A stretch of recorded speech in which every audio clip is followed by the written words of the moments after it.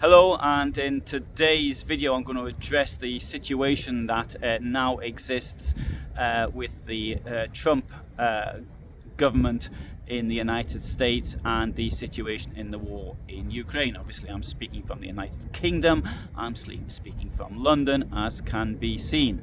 Now, Trump has pulled out all assistance, and there are those that are saying, yeah, well, why should we in the United States actually give this assistance? I mean, I've seen some old nonsense saying that, Trump said that I think it was 100% or 95% of support given to Ukraine was from the United States. I think the United States, if memory serves me correctly, is in the 8th position on a per capita amount of aid given. It is, in absolute terms, it is the #1 donor, but if you're looking at per capita amount of population, then Denmark is by far the leading donor to Ukraine. I do, however, appreciate that Germany is slightly less, and the United Kingdom are both slightly less than what the United States has actually done so far. But the main support is coming from those countries which know very well what rule from Moscow means. So you've got the Baltic countries, for example, Finland, which had its own war, 2 wars in fact,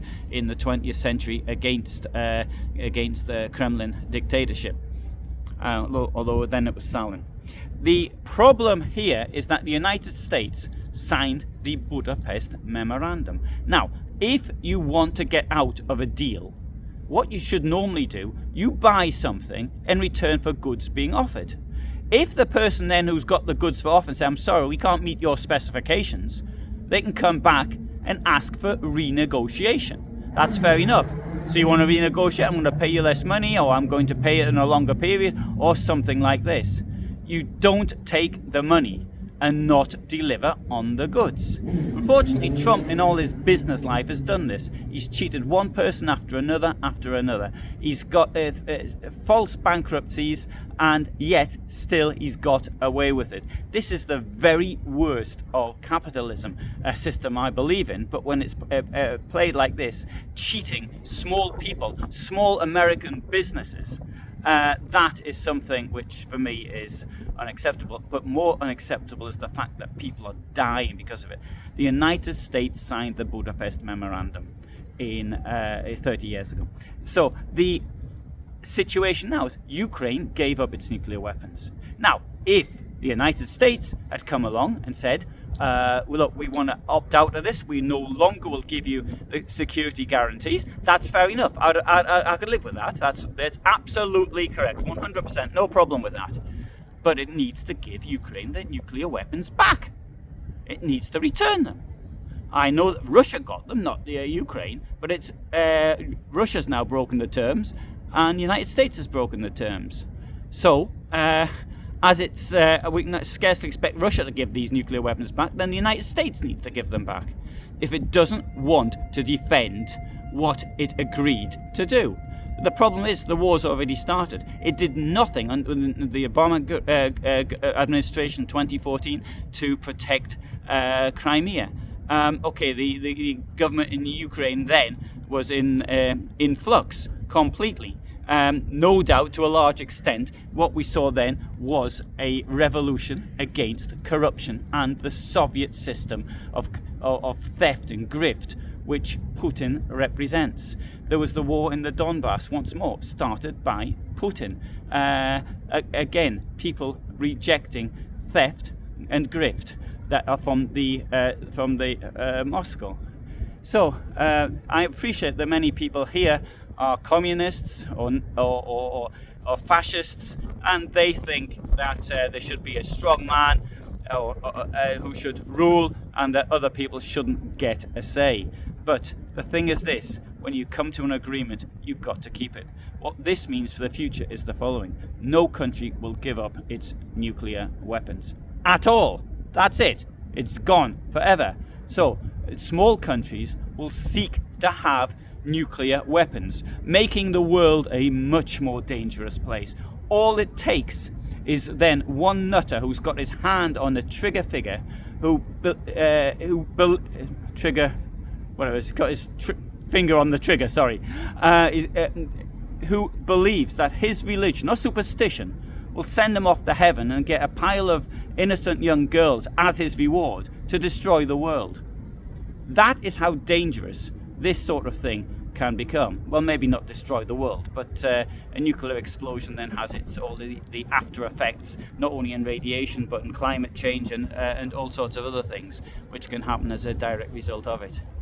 Therefore, as far as I see it, what Trump is doing, he's making the United States much weaker because there'll be all sorts of other nuclear powers around. He's making the world much more dangerous as a result, and this no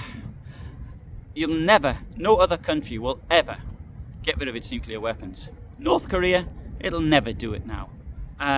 Will other countries that have? Never. I personally think the biggest risk of this type of conflict is between India and Pakistan, and it would have been nice to have thought that they could have got rid of their nuclear weapons one day, particularly with the poverty that exists in these countries, but then there's no chance of that now. It'll never happen. It's people like Trump who a traitor. He's opposed to the United States. It's horrendous, really, to think. But I do appreciate that people voted for him, and that's the thing. If you believe in democracy, you've got to accept people's will.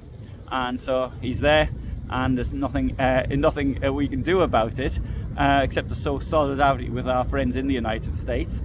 But for as far as this is concerned, his pandying up to dictators, his desire to destroy democracy in the United States. This is a problem. If you believe in democracy, then you've got to have fascists and communists must have the right to stand within the system. You can't actually ban their political parties. So anyway, I know I'll get a lot of abuse about being British on this. We kicked you out in 1777 or 1776 or something like. Well, actually, it was 1783, and you have no right to actually do this. This sort of colonial attitude that many on the American right actually have. They have the right to criticise other countries, but not the other way around. So. Anyway, if you're interested in the effects of wars, then my specialization as a historian is in the Second World War and the Holocaust.